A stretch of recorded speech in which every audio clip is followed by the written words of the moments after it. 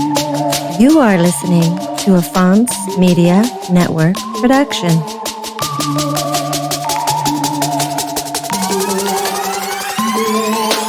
Welcome, World Ablaze listeners.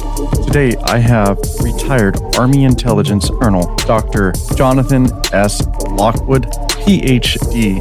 Dr. Lockwood offers his insight based on his many years of experience into the Ukraine-Russia situation, as well as offering some very unique solutions that can be deployed to further strengthen American defenses and deploy an effective Iron Dome.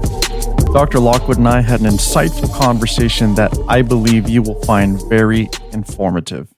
With that overview of what's going on in Ukraine, I deal with it twice a week on the Ukraine show with IBM TV, Pod TV. We do it every Tuesday and every Friday. And one of our podcasters, Ivan Kirichenko, he is in Kiev, so he's our man on the spot. And the host of the podcast, Sasha Starr, he is based in Canada, but he's Ukrainian, native Ukrainian, and he lives in Canada. And so I have a Ukrainian host based in Canada, and a Ukrainian co-host who's based in Kiev, and I'm the Russia expert. Got it. So you have definitely got a grasp on what's going on with the Ukraine-Russia situation then. And so before we go too much further in this recording, I got to announce your name so people actually know who you are. You are Dr. Jonathan Lockwood, PhD. Yep. And what's really striking about that, and you don't have to mention this to your audience, but I came into the Army with my PhD the same year that our current Secretary of Defense, Hegseth, was born. Well, we're recording, so we're just going to let everybody know about that because I think that offers some unique perspective in terms of who you are and your experience in these matters. You know, it's one thing to be recognized, right? Such as SecDef Hegseth right now, but for someone with your experience with a PhD who's actually taught, at a university level, and you have been leaned on as a subject matter expert for so long in your career. I mean, I think that just speaks volumes. So for me to have you on is awesome because, I've talked about this Russia-Ukraine situation with many people, some YouTube famous people, some people maybe I don't know, but also in the intelligence community. Well, here's something that will make you excited. Yeah. When we get to the discussion about the Iron Dome. Yeah, I want to talk about that for sure. I have some unique recommendations that if the Trump administration hears about them and acts on them, this will be awesome. The thing that I'm going to be talking about, the suggestions for making the Iron Dome work, I am the only one in the world making these particular types of suggestions. No one else is. And you will understand why once we get into it. Because I first introduced the concept back in my book, The Russian View of U.S. Strategy, which was published in 1993. And the predictions that I made in that book are coming true now. Wow. Which is, so this could be wild. Well, we're definitely going to get to that for sure. So I'm going to put a pin in that. Excellent. But just because it's so hot right now, let's start with the Russia-Ukraine situation because it seems as I had an idea of what to ask you and what to go over, but as we just discussed online earlier, it's like it seems by the hour, almost every 20 minutes, there's an update as to what's going on. So it is a fast-moving train, and it's going to be. We have to jump on board, and we are at the hinge of history. Absolutely, I mean, this is a decisive moment in history, and the great favor that this conflict is giving us, it is making the world more aware of historical precedent. Absolutely. Of trying to learn the lessons of history. If there was ever a need to learn the lessons of history, this is it. Yeah, I agree. But it seems like at the moment, we're kind of repeating a bit of it. Yep. Yeah. Because people keep thinking about Munich 1938. Right. And I'll bring up that parallel, and I'll bring up what Churchill had to say about it. Well, let's get to that. Let's get to that point you want to make right after we discuss this because I want to ask you a question. I do get political on my show when I do my solo episodes, but I'm going to try to keep out of that. We'll just talk about the president for who he is and whatnot, and stay out of right-left politics for now. Right. So the question being, Do you yourself, with all your experience and knowledge and everything that you've done in assessing these situations throughout the years, how do you feel about Trump being criticized for trying to negotiate with Putin? People are feeling that Zelensky should have a seat at the table.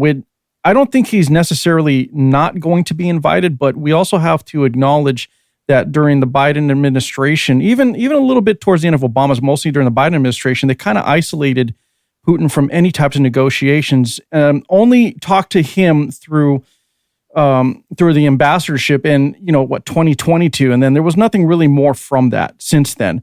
How do you feel about the criticism that Trump is getting for trying to bring Putin to the table and talk to him directly to find out what he would like in this? Well, I don't fault the president for wanting to reach out and bring an end to the war.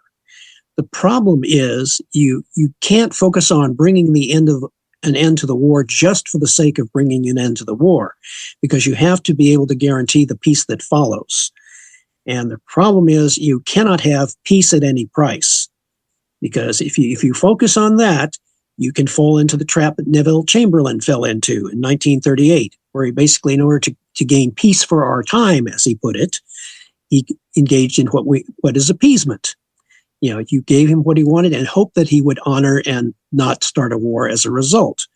And Winston Churchill, as we recall, he said to Neville Chamberlain, he said, "You had a choice between dishonor and war. You chose dishonor, and you will have war." And it was true. And Churchill was absolutely correct. Yes. And now people, to their credit, various nations across the world are remembering that historical precedent, and they are drawing parallels with it. And they are very concerned that the Trump administration may fall into the same trap in their eagerness to establish a peace agreement. Now, President Trump he is very mindful of his potential legacy after the end of his second term. He would certainly like to be remembered as a man who brought peace to the Russia-Ukraine war. But by the same token, also, he does not want to be remembered as a sucker. Yeah. Or someone who was taken advantage of and played for a fool. I'd agree with that. He does not want that either. You're right. So I have noted that he has mentioned made remarks that said that we can't afford to stop supporting Ukraine, or otherwise Putin will think he's won. And Putin apparently does seem to think that he is winning, although I would tend to argue with his rationale for it, because he is not gaining a decisive victory on the battlefield. He is taking horrendous casualties. They are largely his own fault, because he overestimated the Russian army's own ability to essentially occupy Ukraine. He greatly underestimated Ukraine's will and ability to resist. And I agree with that point. I have talked about this previously with another individual, and what is interesting, though, is he's not winning the land battle at all. But we also have to point out that Putin has not unleashed the full potential of the Russian military either, which I have to question why. I don't understand it. It's above me, to be honest. It's beyond my comprehension as to why he's not going full force, other than maybe that he knows he would decimate a land that he wants to make part of Russia, and maybe he didn't want to go through the process of rebuilding it if he did. But what is your opinion on why he hasn't unleashed the full potential of the Russian military on Ukraine? Well, okay, he has. One of the things we have to remember is that Putin has been capitalizing on the fact that they have technically the world's largest nuclear arsenal.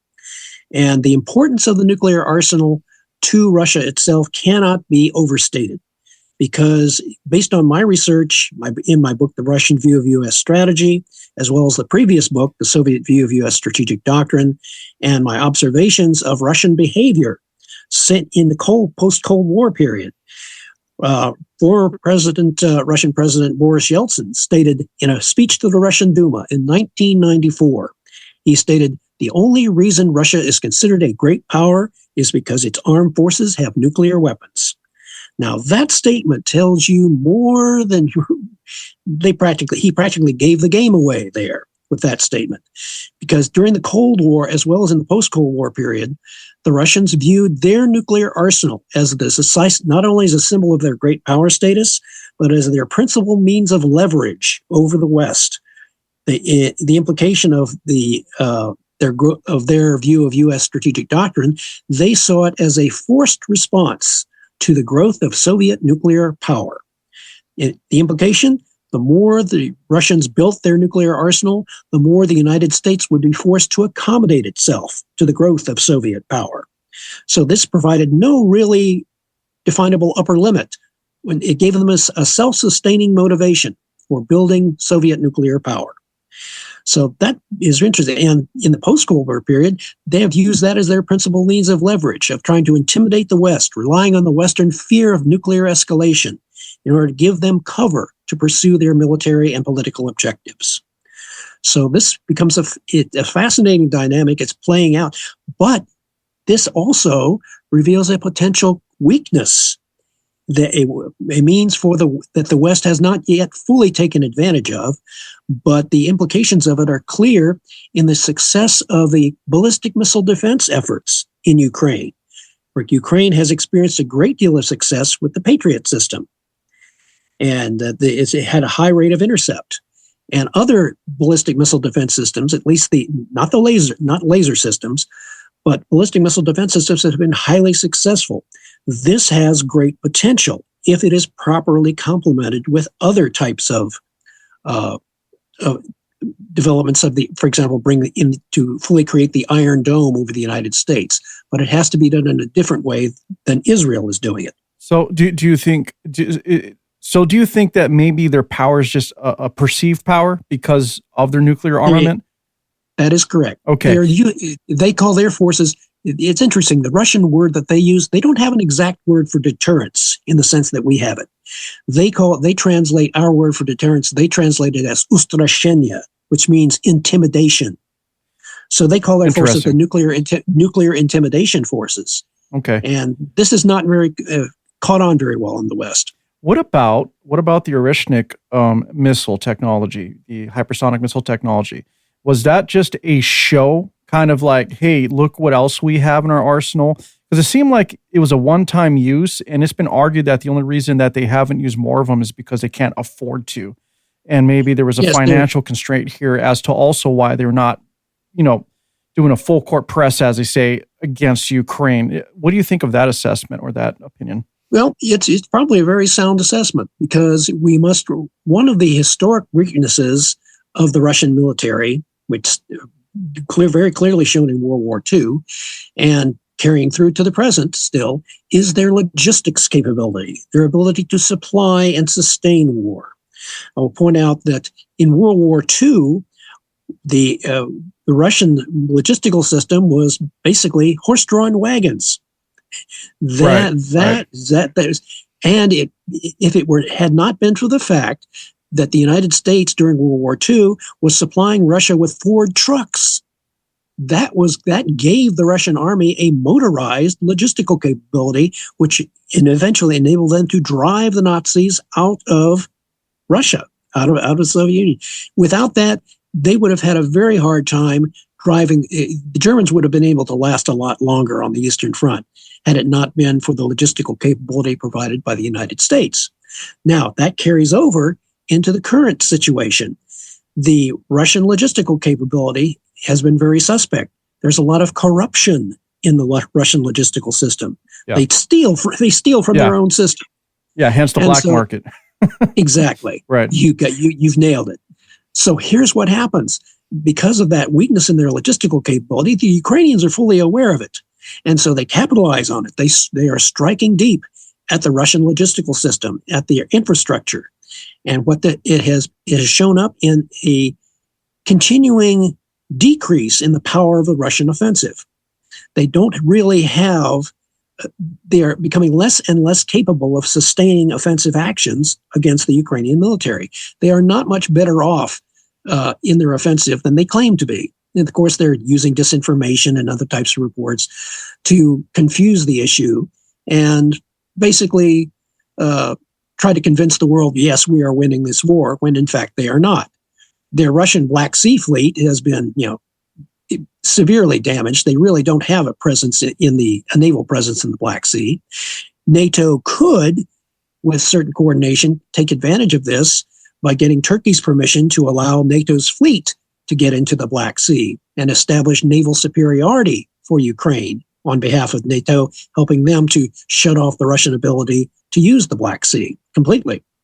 There are opportunities there, depending on, and I pointed out on the Ukraine show, even in the current situation, we have to remember, we do not know everything that is going on behind the scenes. No, we don't. No. And the thing is, people were saying early on in the war that Ukraine would never be allowed to use HIMARS, Ukraine would never be allowed to use ATACMS, and lo and behold, the Ukrainians come up with surprise after surprise. Right. And there's still the potential, even though right now everybody's saying, it's impossible for Ukraine to recover the Crimea. I have pointed out on the show several times that the Crimea is a significant center of gravity in the Russian-Ukrainian war. If the Ukraine does have the potential to seal off the logistical and reinforcement lines to Crimea, if they seal it off and make it impossible for the Russians to reinforce or resupply the Crimea, then the Ukrainians can use whatever strategic reserves they have to mount an offensive into Crimea and force the surrender of the Russian occupiers in Crimea. If that occurs, and the potential is there, then that would inflict a decisive operational defeat upon the Russian forces, which they would not be able to disguise or explain away. And that would provide a significant victory for the Ukrainians to then form and negotiate a, shall we say, just and lasting peace. Yeah, Crimea is an interesting piece because it also, a piece of the puzzle anyway, it kind of started with that, 2014? 2014, yeah, exactly. But this leads me to this question, and he may be, I don't know what Trump's strategy was in this statement, but blaming Zelensky basically for this war, and even pointing out the war that started back in 2014, which led to the Minsk agreements and all that. Mm-hmm. And so, is it Zelensky's fault? Here's the thing: it was started under the guise of, "Hey, we're going to go in and protect Russian citizens or the people of Russia," because Crimea was mostly populated by Russian sympathizers or Russian citizens, allegedly. I don't know all the ins and outs. You probably, I'm sure, do. And so that was a justification for Putin the first time going in and saying, we're going to take this. They annexed it. It's part of Russia now. But what you're saying is, even though that happened, fast forward to today's times, they can no longer really hold on to that land militarily if Ukraine wanted to press Russia for it. And I think that would be a major win. There is a potential there for an operational surprise. Yeah, because Russia has failed to anticipate, as during this war, Ukraine's ability to resist and to inflict. They didn't anticipate Ukrainian counterattack into the Kursk Oblast, and they still have not been able to demonstrate any real capability for driving the Ukrainians out. Now, it's a very interesting situation, and what I would say is that if obtaining significant operational victory is vital for Ukraine at this point. If I would using a good historical analogy would be the American Civil War. During that time, the Confederates in 1864, after Gettysburg, the Confederates were hoping for a political victory by running McClellan against Lincoln in the 1864 election. Now, in order to guarantee that the Union could pursue the Civil War to its conclusion, the Union Army had to win victories against the Confederacy that would make it impossible for a foreign power such as Great Britain or France to politically intervene in the American Civil War, which was still a possibility. And the Confederates were trying to gain a political victory in the 1864 election. So the interplay between military operations and political developments was certainly very much at play all throughout the American Civil War. And I would argue it is still very much at play here in the Russian-Ukrainian war. And Ukraine, as you may have noted, Zelensky did talk to Mark Sturmer, and to gain their support. And there is a great deal of evidence that various NATO nations will be willing to have peacekeeping troops in Ukraine to help secure a peace.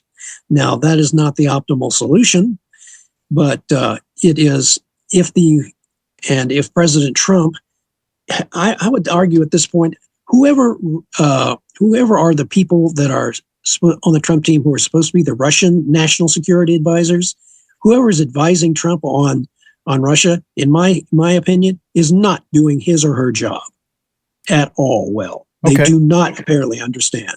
So you don't or they're believe, not being, or they're not. If they do understand, they're not being listened to. Understood. Yeah, because I mean, it's the statement he made about this being Zelensky's fault. Zelensky's fault for defending his own country from being invaded. Yeah, and calling him look what you made me do. You made me invade you. Right. What? Yeah. Hey, look, I can agree that is a bit of a ridiculous statement, but I do know that Trump's power in negotiating is making very outlandish public statements just to stress test the situation and see how people react. So I'm not sure if that is what he was trying to do here, but either way, that may well be. You know, maybe. let's give them there are advantages and disadvantages to President Trump's approach. Yes, his approach is that it's almost like he's using a principle of judo, and judo, as you know, is the gentle way. Yes, using an opponent's off balance points, and trying to apply strength against weakness to keep an opponent off balance and not being able to anticipate your next attack, to defeat him without killing him. So what is interesting is that Trump's approach keeps his adversaries off balance and not being sure exactly what course of action he's really going to take. Because he sounds crazy. Because the people that pointed out the madman theory, look out, he's crazy, he might attack. And this is a clever element of deterrence, because if you can keep your opponents uncertain of what you are going to do, President Trump is correct in saying that if he had been president a consecutive second term, that the Russian war never would have occurred.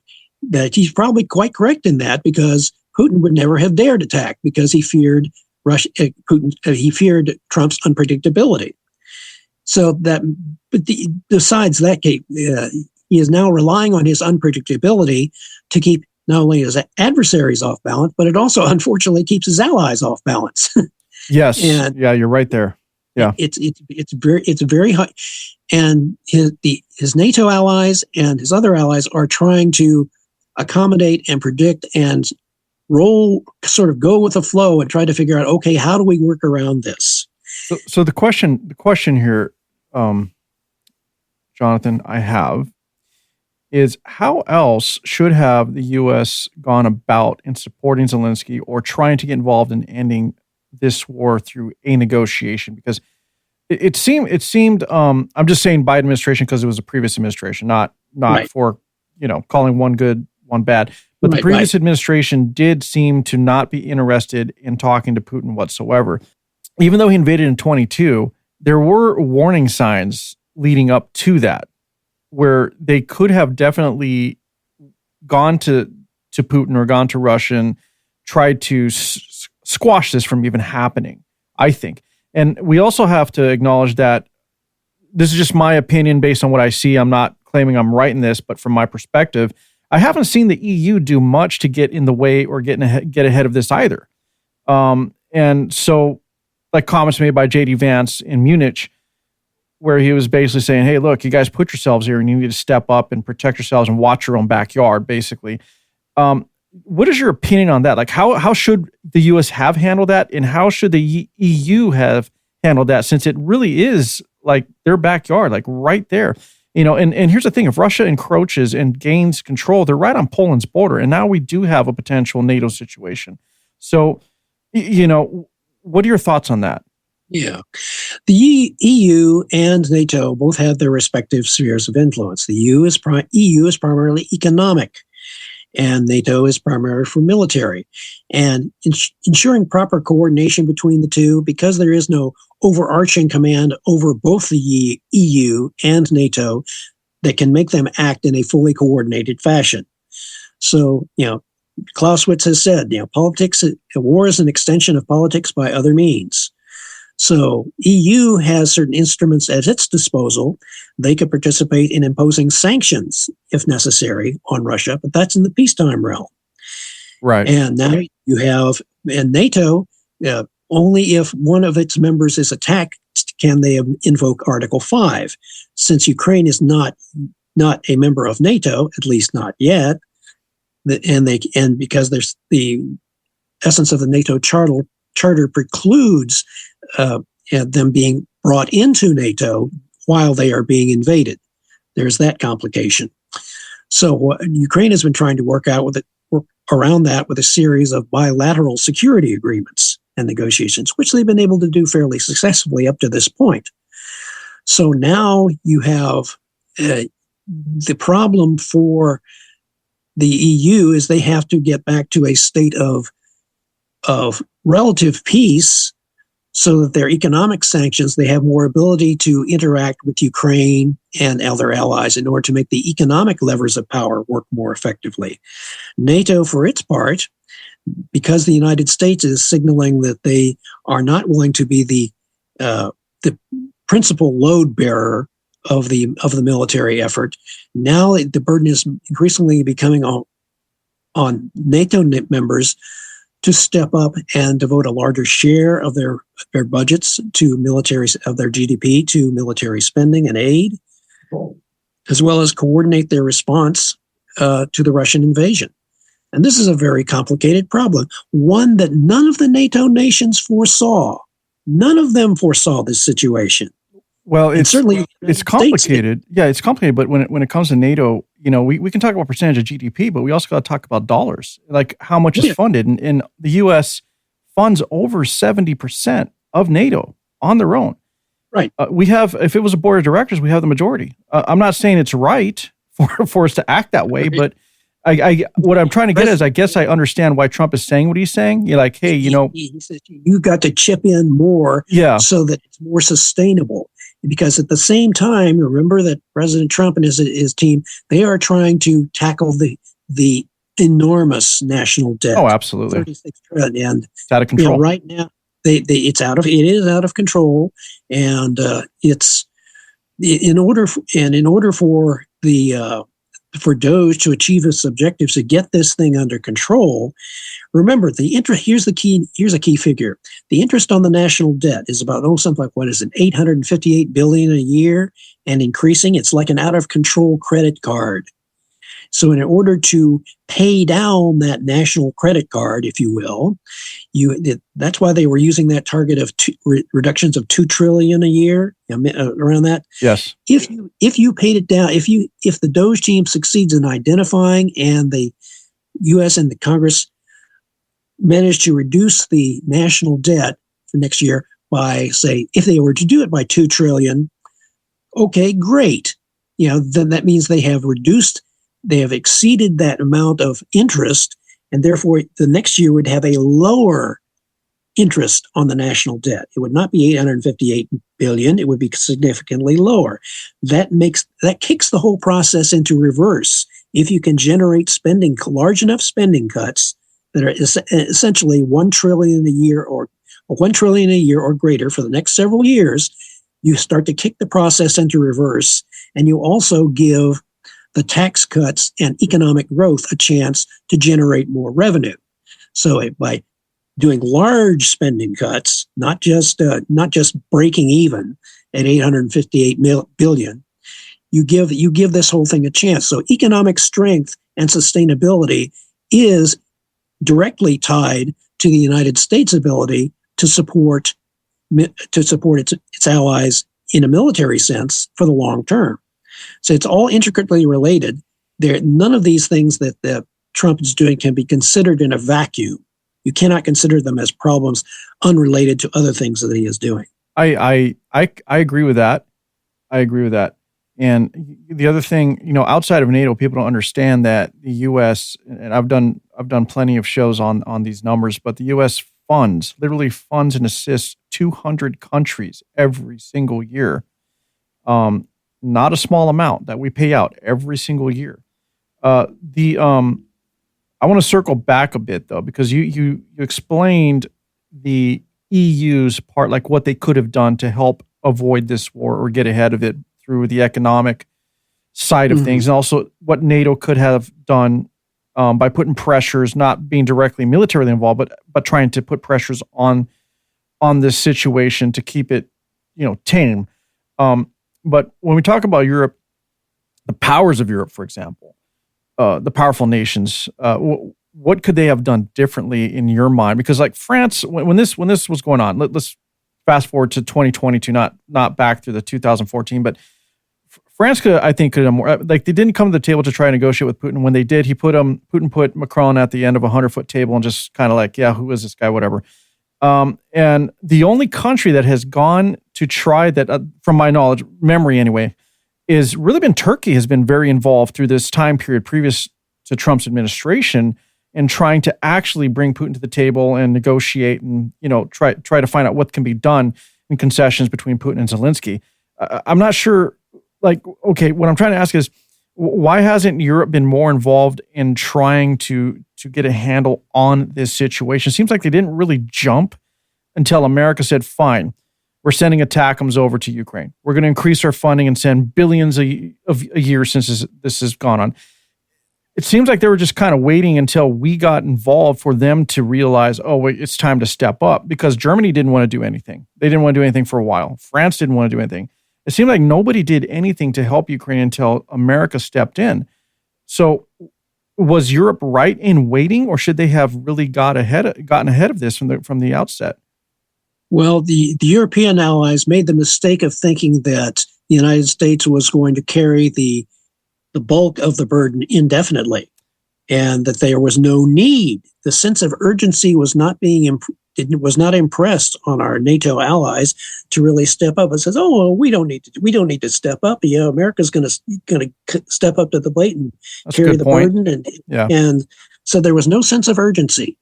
It was not until Trump was elected and President Trump said, "No, you guys have to do your part, because otherwise we just may take our marbles and go home." The implication being. Right. And so that put a sense that instilled that lit a fire under our NATO allies that, hey, we've got to take this seriously, because Putin has made it very clear that they are not interested. There are many signals that are coming from the Russian side that indicate they are not interested in compromise in the sense that we understand it. Now, until the 90s, believe it or not, the Russian language did not even have a word for compromise, because compromise, as when you hear the word compromise, what do you think of? When we talk about making a compromise with someone, what does that mean to you? You're literally giving up a little something that you want to appease the other side in order to make peace, right? Yeah. And that's something that Russia doesn't want to do. The American political system is built on compromise. Right. And it's also compromise in the sense of both sides, you are meeting the other person halfway. You are giving, each side gains something. They don't gain everything, but they gain something. Compromise in the American sense is a more positive word. When the Russians, they saw that word compromise, they essentially translated it into Cyrillic, compromise, whatever, the Cyrillic letters. But when the Russians translate the word compromise into their language, compromise to them means mutual surrender. That is a negative connotation, and the Russians hate compromise. It makes sense, though, to be honest. Yeah, it's a fine nuance. Yeah, the Russians absolutely. The Russian language and culture puts a more negative connotation to compromise. They hate leaders who compromise. It's because really to them it signals weakness. Yeah, it's like there's no surrender in their culture.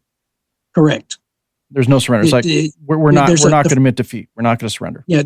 Matter of fact, the Russian phrase in Russian culture that is common, which we don't fully understand ourselves, is "kto kogo," who whom, who rules whom, who is superior to whom. In the Russian culture, you are either someone's superior or you are their inferior. You are never their equal. Equality is a concept that doesn't even exist in Russian culture either. the only word they have for equality, ravna, is being equal in the sides that two sides of a mathematical equation are equal. So when they read the U.S. Constitution and they see the words "all men are created equal," then in the Russian mind says that's impossible. It's kind of a rule or be ruled mentality. Exactly right. Yeah. I'm sorry, Jonathan. That leads me. That leads me to this. Really, the implications here is if we can't find a deal, which in Russia's mind would literally be surrendering, right? Surrendering Correct. Something that, yeah. But if we can't find a deal, Putin's actions, if you're just looking at everything he's doing and what he has actually stated, he wants to reunite the USSR, the old USSR. He's literally trying to claim those old territories. So I think the fear is for if the European nations are paying attention, and I'm sure they are, is if he takes Ukraine, he's not going to stop there. He's going to continue to try to gobble up the prior or previous USSR territories. And I think that's part of what he wants to do. And I don't think people understand. Look, how old is he now? In his 70s, late 70s? He is, he's in his early 70s. He's up there a little bit. 70s. Yeah. And what I mean by that is he's looking at his legacy at this point. So he has nothing to lose, really. So this may just really be about his ego more than anything. And given the fact that he is in a position of near absolute power in Russia, we have to assume that. Right. Lord Acton once pointed out, power corrupts, and absolute power tends to corrupt absolutely. Yes. So you might liken Vladimir Putin to someone who is in possession of the one ring of power from the Lord of the Rings. Yeah. The ring of, as you know, the ring of power in the Lord of the Rings, the one ring of power inevitably corrupts its user. Yes. Yeah. And so President Trump and Vladimir Putin obviously each have a ring of power. So, and you're right. And can I, with that being said, where do you think this is going to go with these peace talks? Will we actually have peace? Will this be a prolonged war that actually leads to a larger peer-to-peer conflict? Like, what do you think is going to happen? Given my study of the Russian perception of both of U.S. strategy and its own great power status, it is reaching what Clausewitz called the culminating point of war, culminating point of a battle. Inevitably, when one side is on the offensive, you reach a point where the offensive side can no longer continue the attack. And there is an opportunity for the defender to counterattack. Arguably, right now, the Russian side is steadily reaching that culminating point where they will no longer be able to continue an offensive effort against Ukraine. And this is why it is such a vital turning point right now. If the NATO allies and the United States simply continue to supply Ukraine with an ability to resist, because Zelensky is calling for larger Ukrainian military forces, if they succeed in the worst case, bringing the Russian offensive to a halt, so that it is no longer making visible progress, or even if they manage to drive back the Russians in certain cases, or, as I've also mentioned, inflict that decisive counteroffensive blow against Crimea, which most people are discounting and saying that's not possible. And I would disagree. It is those things that can't ever happen that change the course of world history. We fought in World War II on the Western Front. We were dry in December 1944. Hardly anyone, except for Patton's G2, thought that the Germans were capable of launching. No one thought they were capable of launching a counteroffensive, but they did in the Battle of the Bulge, and the U.S. suffered tens of thousands of casualties. It was the most devastating devastating battle for the United States, all because they failed to anticipate that an opponent could launch a counteroffensive. So do you think people are, or at least Putin is underestimating Zelensky's chances here? I think he is. He has shown time and again that he has underestimated the both the Ukrainian will and the Ukrainian ability to resist. And there have been several instances throughout this conflict where the Ukrainians have surprised the Russians tactically and operationally. So it is not to say that there is that potential exists yet again. And even though we may be on the verge of a negotiated peace, any peace that visibly rewards Russia in any way for having started the war against Ukraine and engaged in this conflict, that is not a peace. That is appeasement. Yes, agreed. And simply invites more war later on. Yeah, exactly. And that's the issue. Okay, so that I kind of kicked this can down the road in my mind here, but it's going to lead me to asking your opinion on this. Now, I've had others say that they don't believe this will happen, but as Trump's statements, everything he's making in terms of his statements and what he's saying about Zelensky right now and how it seems like he's really trying to appease Putin. And of course, this just could be a tactic to get him to relax and sit down and talk. Could be. But where would that leave us? Like if it gets to that situation, because Zelensky obviously has made it very clear he's not backing down. He's not going to back down unless they both come to the table, and it's clear that he does not want to give up any more land whatsoever. In fact, I know he wants Crimea back as it was originally theirs from the outset, going back to that 2014 war.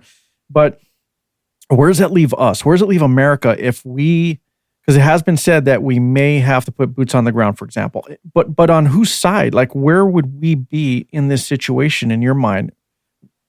Well, and as far as putting American troops in Ukraine, either as part of a peacekeeping force, or are you suggesting as part of a peacekeeping force, or as either or? Yeah. What's your assessment? Where do you think our involvement will? Where do you think this will lead if we absolutely do have to get involved in putting troops in the area? What do you think that means? We have troops in NATO Europe still. Well, yes, we do, but it's not like a large.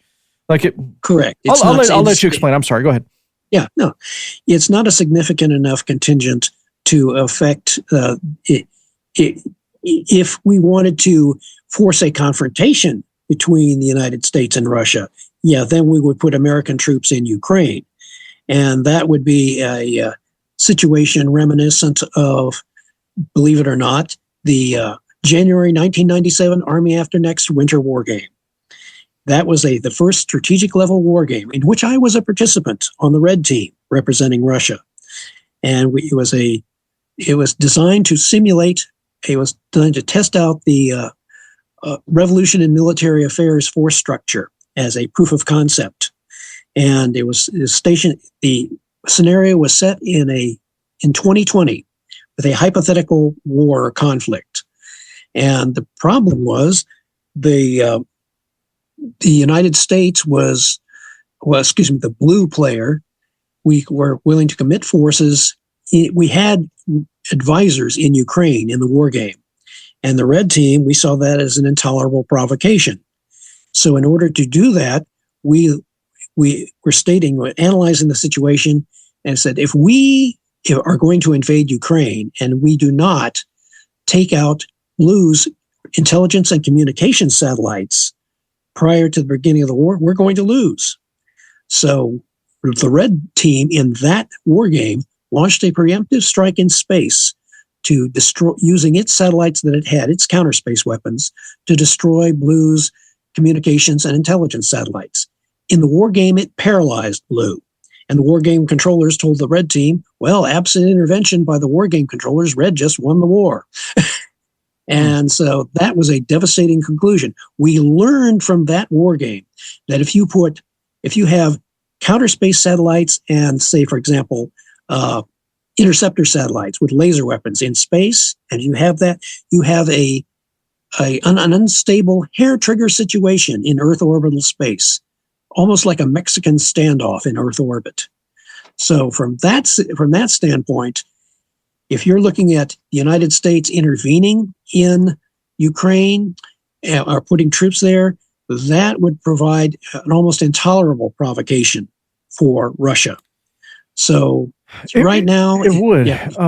But real quickly, so if that also hinges on these negotiations or talks being successful, because if Putin doesn't want to back down, Zelensky doesn't want to back down, and Trump says, fine, we're going to send a peacekeeping force. That peacekeeping element is entirely hinged on Putin still respecting the U.S. as a force to be reckoned with. And if we lose that respect, are we truly going to be a peacekeeping force at that point? Yeah, that's going to be a very knotty problem for the United States and its NATO allies, because in order to Putin has made it very clear, and the Russian leadership itself has made it clear, they are not interested in peace. They want the whole of Ukraine. They want all of Ukraine. Right. And once it becomes clear to the U.S. political leadership that Russia genuinely is not interested in peace, but in effect our de facto surrender in this war, then there's going to be a crucial test for the Trump administration. They will be compelled. Trump had said to Putin previously, we can do this the easy way, or we can do this the hard way. Yeah, and give President Trump credit. He will recognize, however reluctantly, that as much as he wanted to be seen as the peacemaker, as the deal maker, for his legacy, he may have to earn his legacy the hard way. And that could be bad for all of us if we have to go that direction, for sure. As Mark Twain once said, history doesn't repeat itself. It does rhyme, though. Wow. Well, so let's go to what you were saying earlier about the capabilities, for example, and it's kind of leans. Yeah, that's okay. Yeah, leans towards the U.S.'s capabilities at the moment, because when you're talking about satellites, lasers, I mean, that goes all the way back to the Star Wars program that was launched, years back. Exactly. And why don't you explain that element and what that can do for not just our security? Of course, as Trump has mentioned, the Iron Dome for America, just as we've done for Israel. But how is that going to come into play here if we have to go that direction as a deterrent? Now, this is going to lead to some fascinating ideas and potential. Okay. So let's step through this. When President Reagan first declared the Strategic Defense Initiative back in 1983, and that was when I had come out with my first book, The Soviet View of U.S. Strategic Doctrine, in which I had also recommended space-based defense as an element. Now, the interesting thing is that when the Soviets saw the Declaration of Strategic Defense Initiative, this terrified them. It absolutely terrified them. As a matter of fact, if you take a look at the book Inside the KGB by Christopher Andrew and Oleg Gordievsky, in that book, Gordievsky talked about a KGB report that went to Gorbachev in April 1985, discussing the U.S. Star Wars program. In that report, the KGB concluded that the U.S. SDI program would eventually be able to block 90% of Soviet missiles in a first strike, and that there was no way the Soviet Union could keep up with this capability. Now, as I told my students, any of you out there who believe that the SDI program could block 90% of Soviet missiles in a first strike, please raise your hand. The point is, it didn't matter. The Russians believed it. Right. They acted on that belief, and they spent themselves into bankruptcy, trying to counter a phantom SDI program, which in reality was really a research and development program. The Soviets were so terrified, they saw the Patriot system. When I was a Brigade S2 in Germany, my brigade commander, because I was a Brigade S2 of a Hawk and Patriot brigade, the first one deployed in Europe, and my brigade commander said, "Hey, Captain Lockwood, you read those Russian military journals. Take a look at them and see if the Russians are saying anything about Patriot." Well, I looked at found I had the issue of Vestnik Protivovosdushnoye Oborony, which is Herald of Anti-Aircraft Defense. In that journal, there was an article on U.S. medium to high altitude air defense systems. And the last third of the article talked about Patriot. So I'm busily translating it. And then all of a sudden I see the Russian acronym for PRO, Protivoraketnoy Obrony, anti-missile defense. And the author was crediting Patriot with an anti-ballistic missile capability. Now, this is really wild, considering the fact that the Patriot system had not yet demonstrated that it could intercept ballistic missiles. Okay, so all right. They've been terrified of Patriots since the 1980s, is my point. No, and also makes you almost confirms the PSYOP capabilities of the U.S. and how effective it is. Oh, yes. And as a matter of fact, the U.S. reinforced the Russian fear of Patriot when in September 1987, the U.S. Patriot successfully intercepted a U.S. Lance ballistic missile and demonstrated that it could work. And Raytheon continued to refine the capabilities of Patriot until it was able to successfully intercept Scuds in the 1991 Persian Gulf War. Yeah, and it kept on refining it ever since until now, when they send Patriots to Ukraine, the Ukrainians promptly adopted them and made them work even more effectively, near 100% interception rate. So this shows the full potential of Patriot and reinforces the Russian fear of U.S. technology. The major conclusion that I have reached from my research and analysis of the Russian perception is that the one thing that the Russians fear more than the Russian military and political leadership, what they fear more than anything else is the potential of American technology to neutralize the one thing that makes the Russians a great power in their own perception, their nuclear missile arsenal. And therein lies the key.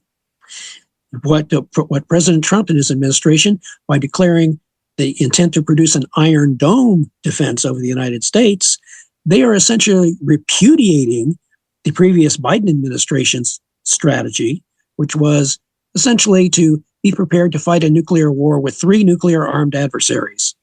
Yeah. And expand their own nuclear arsenal to do this, relying on the concept of mutually assured destruction. Right. Mad. If the Trump administration should be repudiating anything from the previous Biden administration, that should be right at the top of the list.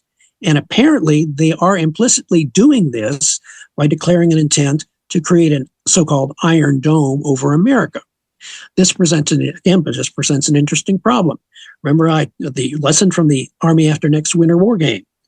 If you put satellites in space where the other side has counter space weapons, you produce an unstable hair trigger situation in Earth orbital space, a Mexican standoff, where the side that fires first has a decisive advantage. Now, how do you get around this problem? Well, Congress, in its Iron Dome bill, has allocated $900 million for studying space-based interceptors. That's an implicit recognition that there is a hole in the Iron Dome. Because Israel only has to worry about short-range and intermediate-range ballistic missiles. Right. We've got to worry about the intercontinental ballistic missiles that can come through that hole in the Iron Dome that we can't really intercept. And potential hypersonic missile technology. Exactly. The way you deal with, the only effective way really to deal with both hypersonic and intercontinental ballistic missile systems, and it's correct, is using space-based interceptors. But in what form? You can't really do it with satellites because that's too unstable, because it gives the other side a very huge incentive to fire first. But how do you do that? Well, you create what I had advocated back in 1993. You create something called the Worldwide Strategic Defense Matrix, WSDM, WISDOM. This is both a symbolic and a real paradigm shift. Would be a real paradigm shift, and I am the only one in the world discussing this because I've searched for it, and from when I first talked about it in my 1993 book, no one else is talking about this. But in order to, go ahead. I'm sorry. I like your idea, and it's something that was brought up before, but I think it was more of a psyop previously with the Star Wars program. I think there was nothing ever really proven or tested. It was just really just propaganda, I think, but it worked on our behalf. But fast forward, you can't deny the technology. You can't deny that laser technology has come a very long way. And that is yes. a very plausible, it's very plausible these days that could absolutely work. Well, it works even better when you consider the following. Now, if you're going to have space-based interceptors, you don't put them on satellites. What you do is here's the key, and this is something that I discussed that no one else does. The key to making the Iron Dome, in effect, the worldwide strategic defense matrix, even more effective than an Iron Dome, is you upgrade the U.S. Space Force with a space fleet manned by Space Force Guardians. Where do we get the space fleet from? You buy it from SpaceX. The Pentagon effectively says to Mr. Musk, says, Elon, Pentagon would like to buy 12 of your Falcon 9s, 12 of your Falcon Heavies, and 12 of your Starships. And the Pentagon can then add for the Space Force, add the appropriate weapons, equipment, and crew, specifically lasers that would be mounted on these starships in low Earth orbit. Once they are in low Earth orbit, now you have effective interceptors against any ballistic missile attack by Russia, China, or North Korea. Because at the speed of light, there's no way a nuclear missile in its boost phase coming up from the ground can evade a laser attack. Yeah. So that effectively blocks. That is the key. And the interesting thing is, okay, what if the Russian and Chinese counterspace weapons, these counterspace satellites, what if they fire on a Space Force Starship? Well, guess what? If it were satellite versus satellite, no one cares much because satellites don't have mothers. But if a Russian or Chinese counterspace satellite were to fire on a U.S. Space Force Starship armed with laser weapons, that is a clear and unmistakable act of war. And in self-defense, the Starship could simply destroy the satellite. Now, that is a very powerful counter-deterrent to any preemptive action in space, and by neutralizing the nuclear arsenals of Russia, China, and North Korea simultaneously, this provides a very stable deterrent for countering any future Russian invasion of Ukraine. Because if we have an effective strategic defense against nuclear missiles and the other side does not, game over. You can preserve the peace indefinitely. Yeah. That is an idea that I am, and here's the other wonderful thing about it.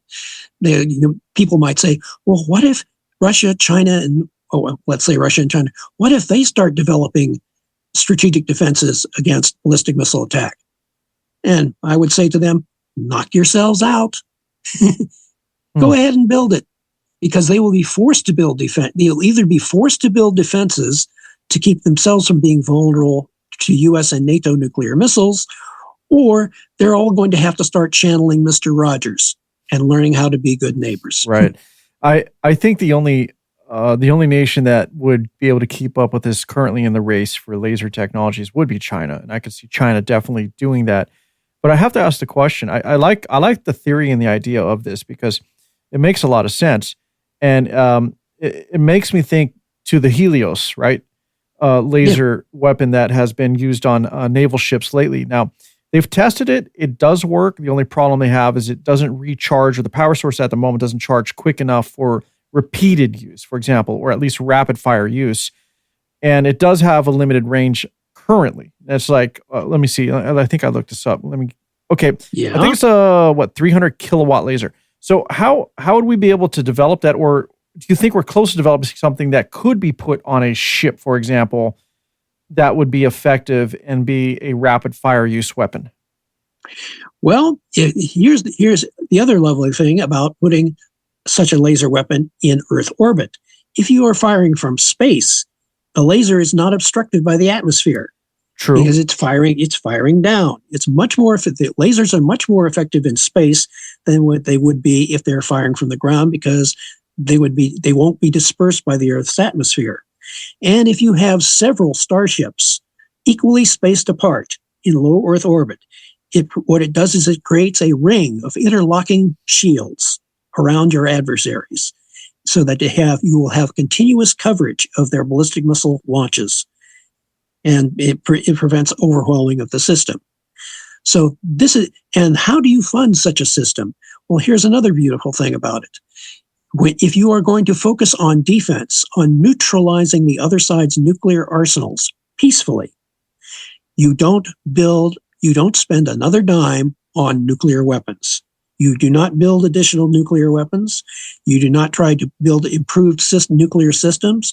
All you do is you focus on pure defense and neutralizing their systems. And the motto I use for wisdom, WSDM, wisdom does not kill. It is a purely defensive system, which does not threaten the existence of Russia, China, or North Korea. It threatens their power. It threatens their ability to intimidate. And that is what they fear more than anything else. Because if they lose if their nuclear arsenals are rendered obsolete and impotent, they lose their great power status in their own perception.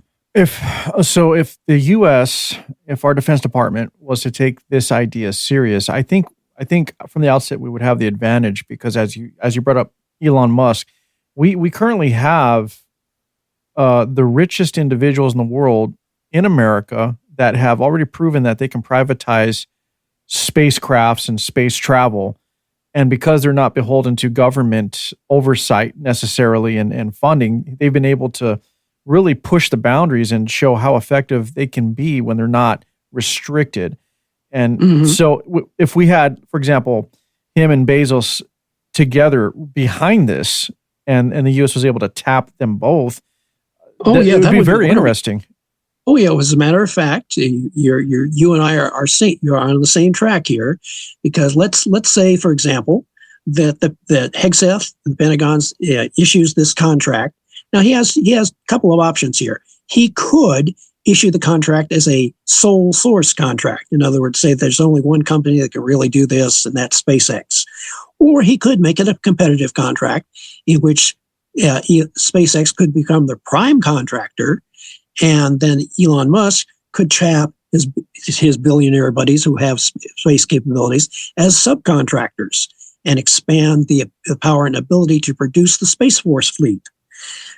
Here's the other interesting bonus and incentive for the Space Force having a fleet, other than satisfying all the happy Star Trek fans out there.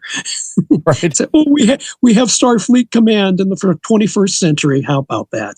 Life imitates art. So we have here, but when you have a Space Force fleet with Starship, even if they're only chemically powered at first, there is promise for them having nuclear thermal propulsion, which gives you even more options. But when you have a Space Force fleet in low Earth orbit and one in geosynchronous orbit, as well as starships that can form a lunar base or doing other things, you gain several bonus capabilities which are not fully realized. A Space Force fleet in orbit can also, this sounds mundane, but they can clean up space junk. They can while they're on station, while they're monitoring and doing other things, they can clean up space junk, and they can take turns shuttling that space junk to the lunar base to form a lunar junkyard to process all that stuff and get it stored in those lunar caves they're talking about. You could establish a storage place for them there. So cleaning up space junk is one useful function. Also, that Space Force fleet, armed with lasers and other supplementary equipment, could also be assigned the mission of blocking, intercepting, or destroying near-Earth objects, such as asteroids, meteors, or comets. You know, that asteroid they're talking about, that, it might collide with the Earth in 2032. Well, if you've got a Space Force fleet, now you've got an answer. Well, that was the original concern when it came to space-based laser systems. Originally, was deterring that possibility of an asteroid colliding with the Earth. So with everything that you're proposing, which some people years ago people say, oh, that's an outlandish idea, but in 2025 it really doesn't seem that far out. It's not the technology has advanced. The technology has advanced to the point where it is now quite thinkable. But what about now? Given the situation we're in, it seems like the idea of an Iron Dome over America is long overdue, given the threat potentials, especially how they have escalated over the last 12 years, for example. So what technologies can I deploy now? Like what is available now that can quickly be deployed to be effective? We can deploy now all the things. We can increase the production of THAAD. We can increase the production of Patriot. We can increase all of our ballistic missile defense interceptors that are capable of intercepting. It still leaves a hole in the Iron Dome in the sense of that is why I propose the upgrading of the key to plugging the hole in the Iron Dome is to upgrade the Space Force with a space fleet. Right. That's how you do it. Do it quick. That's the quickest way you could do it. And so we do need to get there, but we should absolutely stop putting off the deployment of what technologies we have now to at least create some dome, right? Correct. A partial shield is better than no shield at all. Yeah. Should this be something that should be a joint coalition, not just for America, but for North America, like for Mexico and Canada as well? Since, I mean, they're right on our borders and they would definitely be affected by any kind of attack. Well, here's the beautiful thing about wisdom is that when you upgrade the Space Force, you create the potential for cooperation and alliance with our allies. Let's say our NATO allies, we start producing this space fleet, and our NATO allies say, hey, is there any way we can benefit from this? Well, you can say to our NATO allies that, well, if you want to buy a Starship, right? You want to buy a Starship from SpaceX, and they will help you equip it. And they have it becomes a symbol of national pride and power. Instead of nuclear weapons, each nation that wants to be considered significant would have its own Starship, which they could have crews on it. Now, by the way, how many crew would you need to crew a Starship for the purposes of a Space Force mission? Well, you don't put 100 on there because Elon Musk is talking about sending 100 to colonize Mars. People who have analyzed the Starship are saying a more realistic number for a Starship crew is 10. Now that's workable. You would need 10 to perform all the functions as well as operate the nuclear laser, the laser interceptor. So 10 is realistic. And we could, even in the U.S. Space Force itself, we could invite our NATO allies to provide crew for our Space Force Starships to help provide crew. So this could potentially be an effective, affordable arm or leg of the Department of Defense. And so then, but what will end up happening is exactly what's happening now. Instead of a nuclear arms race, we'll have a laser arms race. And then we'll be back in the situation of deterrence just based on who has the more effective laser defense system.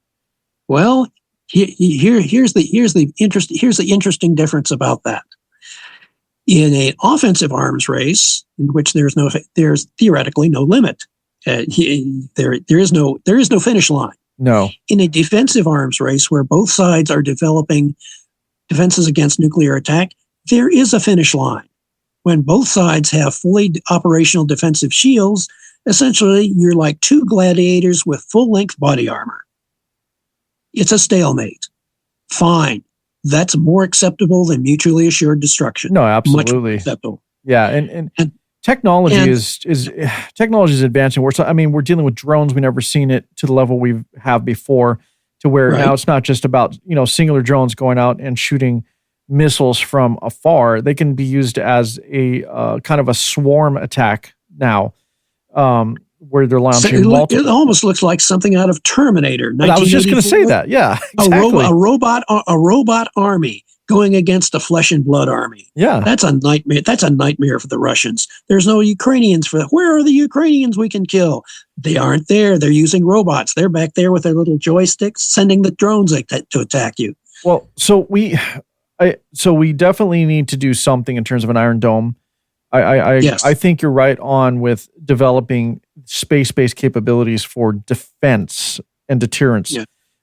Hey, I could save Congress $900 million off that interceptor study. Say, guys, I've got your answer. Now let's concentrate on upgrading the Space Force. Right. that's still a little ways out, I think, but I think it would be an effective solution.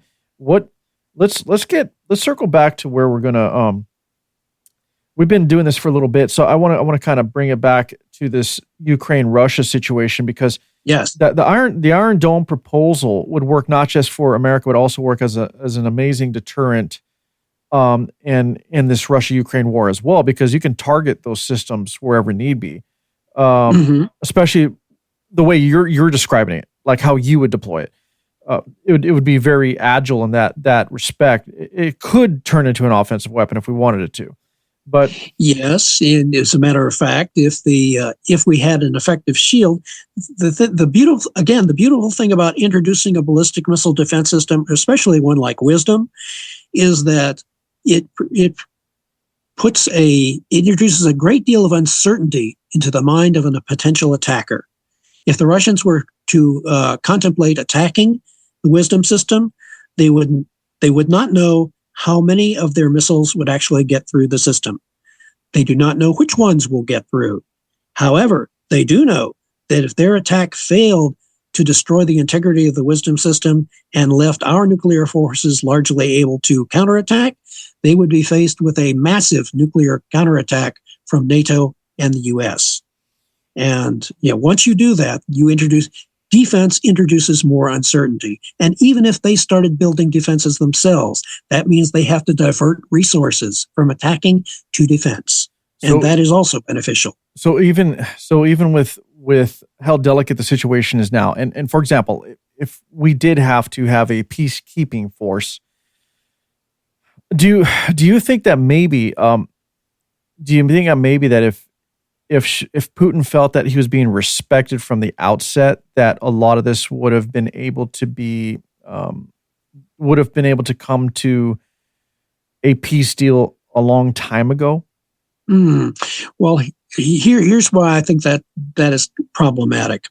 One book that I would recommend for you to read and introduce to your listeners is the book by Tim Marshall, Prisoners of Geography.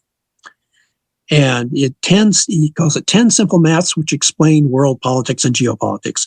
Wonderful book. I would recommend that book not only for every American, but for every high school student and middle school student, because it's very readable, but makes geopolitics and geography readily understandable and important. And the thing is, with the problem with prisoners of geography, you have to be able to lost my train of thought there momentarily. I was going off with the prisoners of geography thing, but the problem is you have to be able to understand the importance of geography. Oh, yes. The problem with the Russian perception of security. The Russians have a word, bezopasnost, to describe security.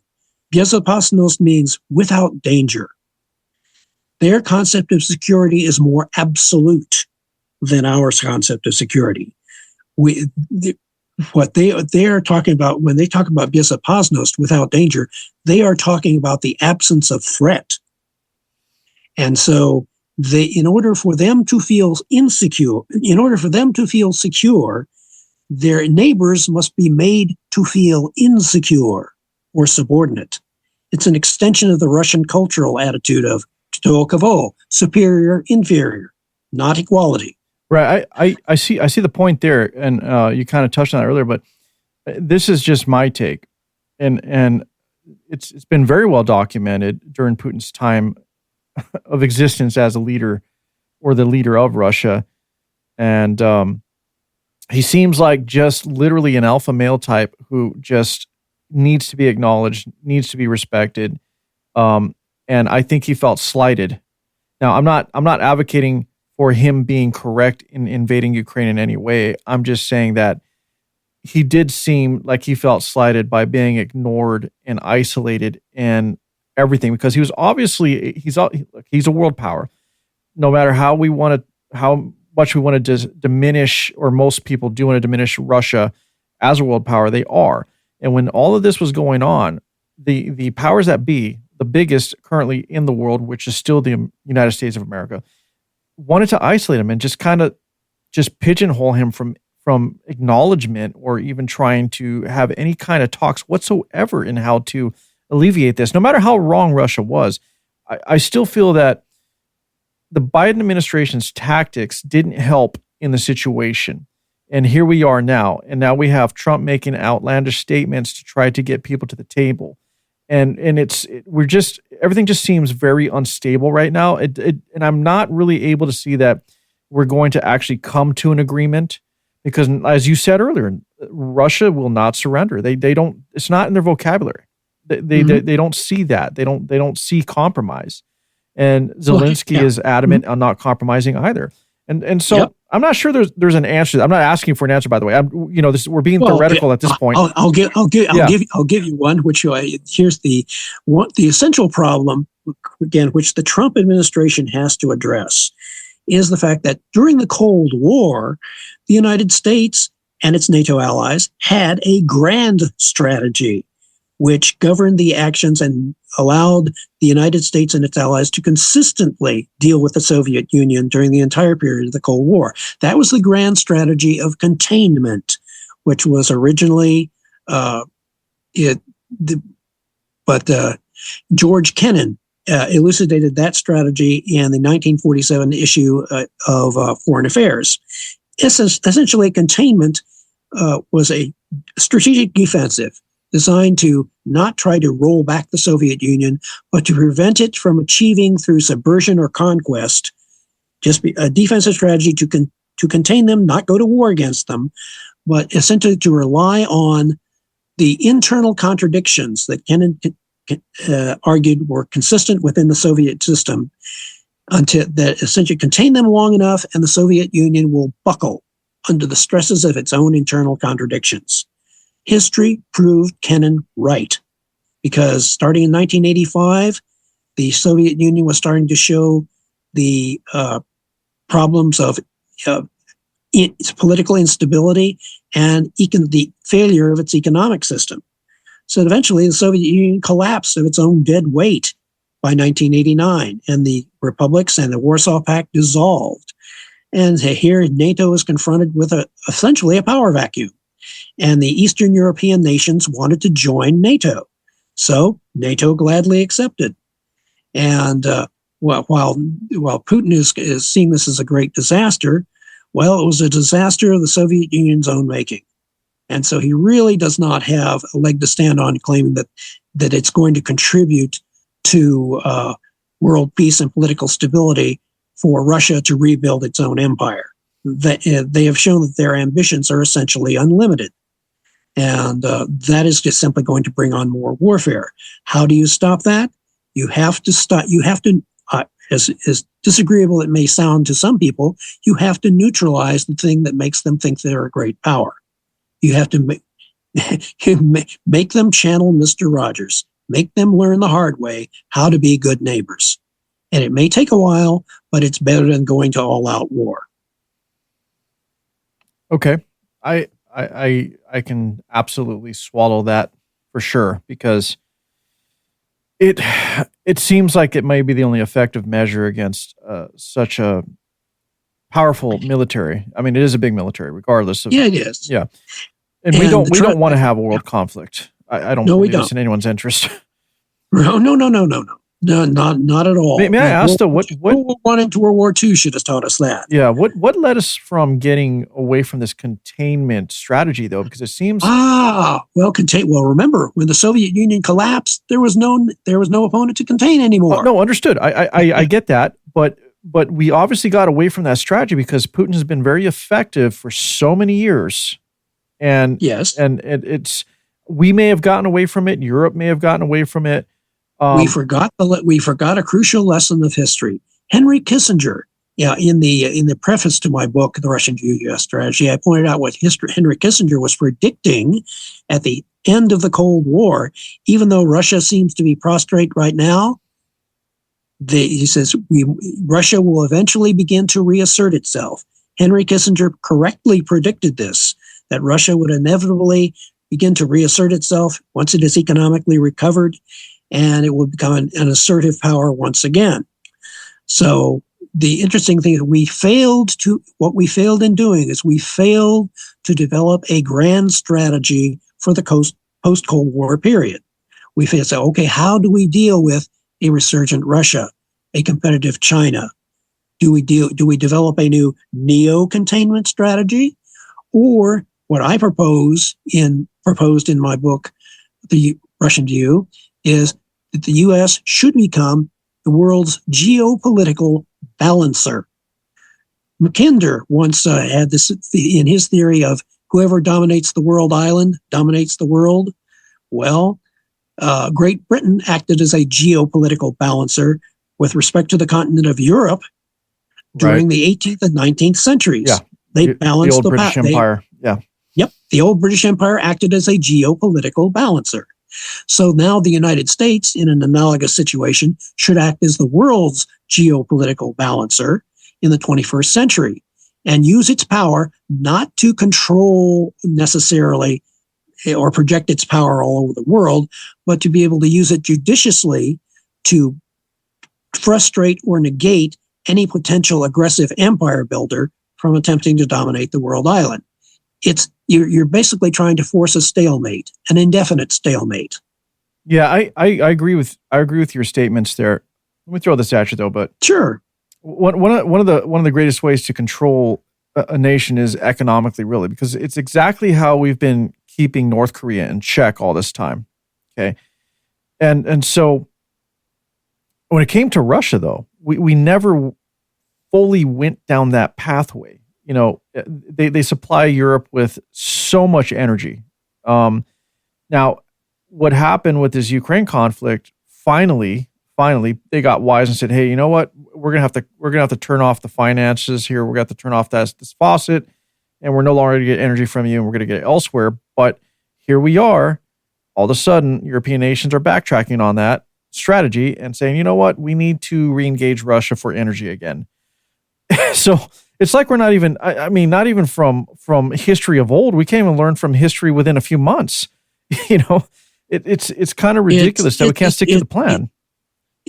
And the thing is, we are not a truly unified coalition. True. And here's where the Trump administration could exercise genuine leadership in consultation with its NATO allies in formulating a grand strategic framework, a grand strategy for the 21st century and beyond. This is the true challenge for the Trump administration.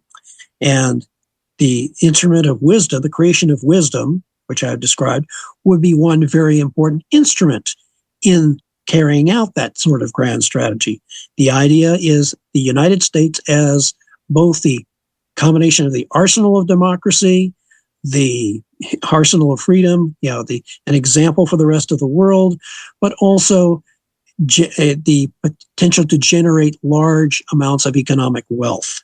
For example, if we successfully develop fusion power for use commercially, the potential of fusion power is to provide for the people of the world an unlimited source of energy, clean, carbon-free, if you're worried about that sort of stuff, but essentially an unlimited amount of energy forever, right? For all practical intents, and the historical experience has been every time that humanity has developed a new source of energy, the result has been a massive increase in wealth creation. Every time. It has never failed. It generates more wealth and raises the standard of living for people worldwide. So this is the potential. Yeah, and on that energy topic, since you brought that up, it's crazy how we've held ourselves back from not fully engaging in the nuclear energy possibilities, especially with all the safeguards we have. And we've been dealing with nuclear since, if I'm correct, the 60s or so? Yes. Okay. So with all that time gone by, we've definitely developed much safer measures. We definitely have a handle on power plants, and we can even do them on a smaller scale now. Almost, I wouldn't say like a micro power plant, but definitely much smaller than they used to be. So you can have one in every city if you need be, for example. So I wonder why we haven't really gone down that road, and we're still relying on these older methods of energy. For the power grid, yes, Yes. because our power grid is becoming increasingly vulnerable too. Yeah, because that's and that could really, as you said, push this world further forward. What's going on with that? Why are we so stubborn? Well, to its credit, the Trump administration is looking at ways for unleashing creation of more energy, and people like Elon Musk and others, Elon would certainly welcome, for example, the development of nuclear thermal propulsion engines, because that makes the space fleet more effective. And it also makes missions to Mars, if he's looking at trying to colonize Mars, at least with a small scientific colony, because there are still many other challenges that come with trying to explore Mars. But you have the great potential for, again, widespread use of nuclear energy would be a useful backup for nuclear fusion power. Because those two in combination, you could satisfy the energy needs of humanity in a non-polluting manner indefinitely. And that would introduce a potential golden age for wealth creation. And the advancement of technology. Because now we have the energy, we have the ability. Yeah. And if you couple that development, again, with the creation of wisdom to neutralize the possibility of global thermonuclear war, then you have a really winning combination. And you have the potential for the Trump administration to make significant contributions to the betterment of humanity. Yes. Well, Dr. Lockwood, I want to be respectful of your time because you are 3 hours ahead of me. And I'm armed with my coffee. I'm not running on fumes. No, you're not. You're not. I just want to make sure I'm respecting your time here. So with that being said, like I really like everything that you said, and I liked your proposals. I really hope, though, that we can come to some kind of peace agreement between Ukraine and Russia. And, this all hinges on whether or not Putin wants to be stubborn and prove the point. I think I am a little fearful as far as how Trump has been acting lately. Not that he hasn't been looking. I share your fear because he can be. He's exciting to watch, but a little dangerous to emulate. Yeah, absolutely. And we need our allies. We cannot look. It's been predicted by Intel people in the Intel community that we are definitely going to be engaging with China in a peer-on-peer war here, probably around 2027. It really seems like we're on the fast track to doing that. We need to get this situation with Ukraine and Russia under control before we can even think about engaging with China. And so there's my fear in how the Trump administration has been acting as far as our allies are concerned. I mean, are they correct in calling them out for not carrying their own weight? Sure. But at the same time, you do have to kind of like pat them on the back and realize that, look, I'm just no offense, but if shit hits the fan, for example, we need our friends, period. Yes, you do. Yeah. We're big, but we're not that big. I mean, the world is bigger than we are. So we do need our friends. Even in World War II, we had to be very, even though we had amazing resources, we had to very carefully plan how much were we going to devote to developing naval power, how much did we devote to developing air power, and how much would we have to devote for our army. And we ended up using economy of force, relying on air superiority and naval superiority to make us to have to mobilize only 90 divisions. And we calculated that allocation of forces so finely that by the time of the Battle of the Bulge in December 1944, we had to win that battle with the forces we had left because we had just committed the last of our divisions. We had calculated it that precisely. And so that gives you an idea. Yeah, we couldn't go it alone in World War II, No. We were providing the bulk of the power. And in any future war, especially if we adopt a strategy of being the world's geopolitical balancer, allies are a must.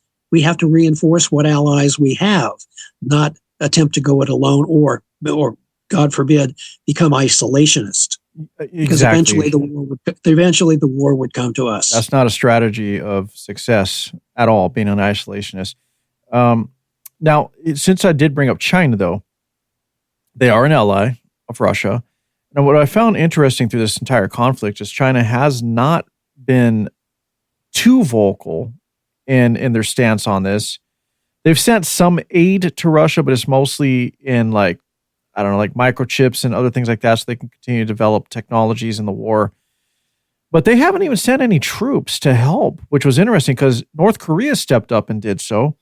But China's kind of been a little hands-off in this whole thing, and it's very interesting to watch them in this involvement. What do you think of that?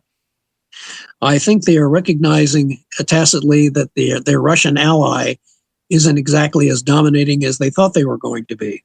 They're hedging their bets. And and they are trying to develop their own sources of military. They're trying to develop their own nuclear arsenal and build that up, which is also all the more reason why, you're going to be all the more reason for developing wisdom. Yeah, absolutely. I agree with you there. Maybe China also sees Russia as no longer really completely aligning with their views or with their agendas anyway. That could also be the case. I mean, Putin has he is showing to be more dictatorial in his efforts and his actions in the world, especially now as he's getting older and really thinking about his legacy, I believe. So maybe China's looking beyond that. They're like, look, yeah, we're allies, but maybe you're not the partner we really need. Well, neither Putin nor Xi are spring chickens. Well, no. Understood. Yeah. And I'm not trying to make this an ageist thing. It's just, after a while, he's been, Putin's been a leader for a while, and he's always wanted to reunite the old USSR, period. And he knows he has so much time to do so. So that's why I make that statement. I just think he's feeling the pressure of, look, if I want to get this done, I better get this done now. And that's why I made that statement. It really wasn't to demean anybody by age. It was just, I think he sees his timeline. Mm-hmm. He sees how much time he has, and he's like, I'm going to now make this happen. And that's just my opinion based on what I see. So, right. Yeah. Well, if he's factoring in his own mortality as driving his timeline, then it becomes all the more imperative for the Western powers to say, no, you're not. Agreed. I agree with you. I do. Absolutely. Says that your mortality, your legacy is not our priority. No, it's absolutely true. I agree. Yeah, so that's going to be the message that they're going to have to learn to deliver to Mr. Putin. And this is George, I have genuinely enjoyed this discussion. It has been energizing. Yeah, appreciate it. And I welcome any future opportunities as things develop. Listen, next time, I guarantee we're going to go the full 2 hours, believe me, if not longer. Oh, really? Well, let's see. Oh, yeah, it's a full 2 hours. Well, let's see. A mere hour and a half. Oh, come on. Yeah. we fell a little short, but I think. Well, I think we covered everything very concisely, and you made some very, very good arguments. So it's like I'm not really sure what else we can add to this Ukraine-Russia situation because it's still developing, right? And it's developing by the hour. So it's probably best that, look, at this point, you made some great points. I had some questions answered, and I think this is something we need to revisit because we're not done. Right. We're absolutely not done with the situation.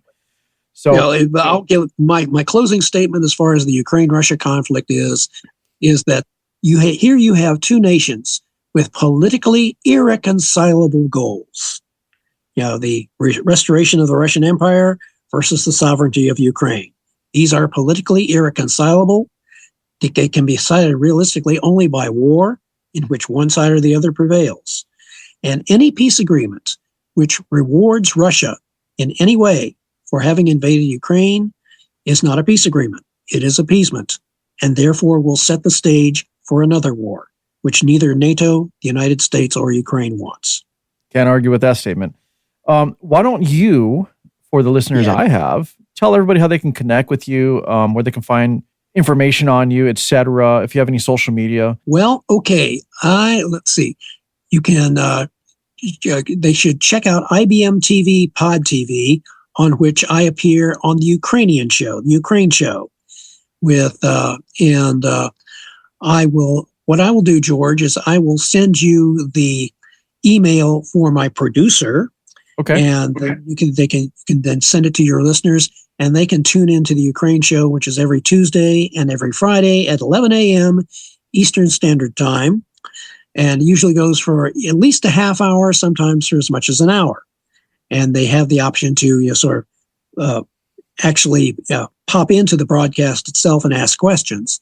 Although that doesn't happen too often, we are still equipped to handle it. Okay. And for if viewers who are interested in I have 2 published books which are available on Amazon Books. You just simply Google Amazon, get on their book section, and look up either The Russian View of U.S. Strategy, Its Past, Its Future, by Jonathan S. Lockwood and Kathleen O'Brien Lockwood. We co-authored that one. The other book is The Lockwood Analytical Method for Prediction, LAMP, LAMP. Now that might be a topic for another time. Absolutely. But that is an analytical method which I developed, and for which apparently I'm still very well known in the intelligence community. Actually, when I looked your name up after we connected, I looked your name up just to do a little soft, dive on you, and LAMP came up quite a bit.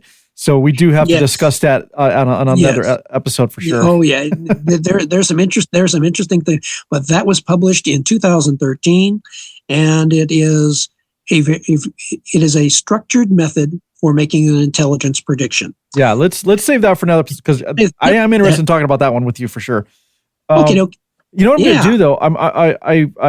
Let me mention this too. I'm going to create a guest page for you on my website, and we were going to make sure that we have all these links there. So when they click on this episode, you will pop up, and then we'll make sure that I can get all those links from you that you have, and we'll make that part of your guest profile on the website on my end as well. So hopefully that'll help listeners find you a little bit easier as well. Fantastic. Yeah, this has been very energizing and interesting discussion. I really enjoyed it. I appreciate your time.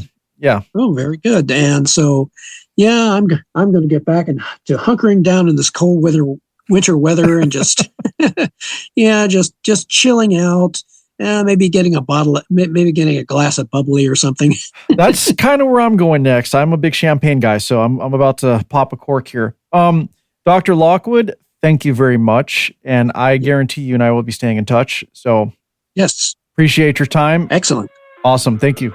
As always, thank you for listening.